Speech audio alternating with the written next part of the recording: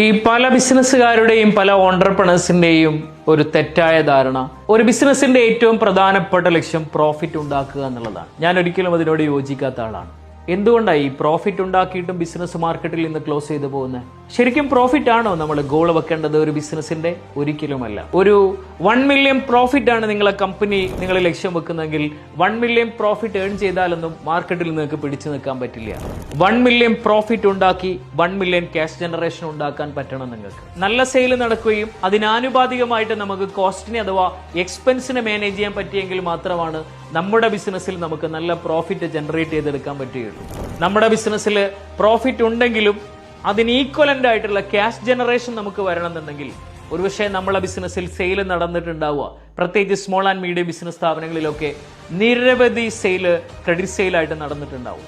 അപ്പോൾ നമ്മളെ കസ്റ്റമേഴ്സിന്റെ കയ്യിൽ നിന്ന് ധാരാളം പണം നമുക്ക് കിട്ടാനുണ്ടാവും. അപ്പോൾ നിങ്ങളുടെ ബിസിനസ്സിൽ പ്രോപ്പർ ആയിട്ടുള്ള ഒരു ഡ്യൂ മാനേജ്മെന്റ് സിസ്റ്റം നിങ്ങൾക്ക് ഇംപ്ലിമെന്റ് ചെയ്യാൻ പറ്റണം. നമ്മുടെ ബിസിനസ്സിൽ നമ്മൾ ഗോൾ സെറ്റ് ചെയ്യുമ്പോൾ നല്ല പ്രോഫിറ്റ് ഉണ്ടാക്കുക എന്നുള്ളതായിരിക്കരുത് നമ്മളെ ബിസിനസിന്റെ ഗോളായിട്ട് നമ്മൾ സെറ്റ് ചെയ്യേണ്ടത്. പകരം നമ്മൾക്ക് നല്ല പ്രോഫിറ്റ് ഉണ്ടാക്കണം, പക്ഷേ പ്രോഫിറ്റ് ഉണ്ടാക്കുന്നതോടൊപ്പം തന്നെ അതിന് ഈക്വലന്റ് ആയിട്ടുള്ള ക്യാഷ് ജനറേഷനും കൂടി നമ്മളെ ബിസിനസ്സിൽ കൊണ്ടുവരിക എന്നുള്ളതായിരിക്കണം നമ്മളെ ബിസിനസിന്റെ ഗോളായിട്ട് നമ്മൾ സെറ്റ് ചെയ്യേണ്ടത്.